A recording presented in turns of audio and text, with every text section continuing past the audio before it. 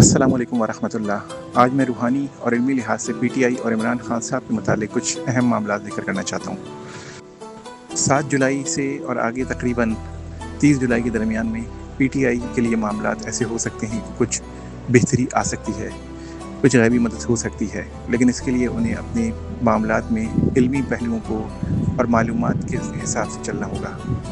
کوئی کوئی سیاسی نقطہ نظر نہیں رکھنا ہوگا اور سارے معاملات جو ہے وہ انا سے دور رہ کے طے کرنے ہوں گے۔ یہ وہ وقت ہے کہ جس میں یہ فی الحال تنہائی کا شکار تو نظر آتے ہیں، لیکن غیبی مدد ہو سکتی ہے۔ پی ٹی آئی میں کچھ سمجھدار لوگ اس درمیان میں واضح طور پر اپنی بات کہتے ہوئے نظر آئیں گے، اور وہ بات ایسی ہوگی جس کو سننے اور سمجھنے کی ضرورت ہے۔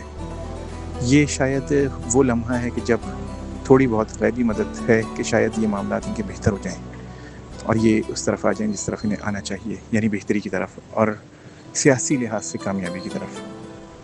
اس درمیان میں عمومی طور سے پی ٹی آئی میں ایک خوف محسوس ہوگا، وہ ہے ان کا الگ تھلگ ہونے کا خوف اور کچھ اور انجانے خوف جو ان کے مختلف قیادت کے مختلف لیول کے ذہنوں میں ہو سکتے ہیں اور جو ہوں گے یا ہیں بھی۔ یہ بات واضح رکھنی ہے کہ اگست 2025 میں ایسے معاملات ہیں کہ جس میں فیصلے واضح طور پر ہوں گے، اور اس میں یہ وہ مواقع ہیں جب کسی بڑی مشکل سے بچنے کے لیے کچھ اہم فیصلے پی ٹی آئی کو کرنے چاہیے اور کر سکتی ہے، تو حاصل غیبی مدد بھی ان کے لیے کارآمد ہو سکتی ہے۔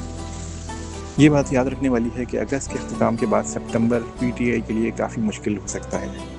کافی معاملات میں اور آپس کے تضاد بہت زیادہ ابھر کے سامنے آ سکتے ہیں، اور یہ ایک بڑا مشکل مرحلہ ہو سکتا ہے پی ٹی آئی کے لیے۔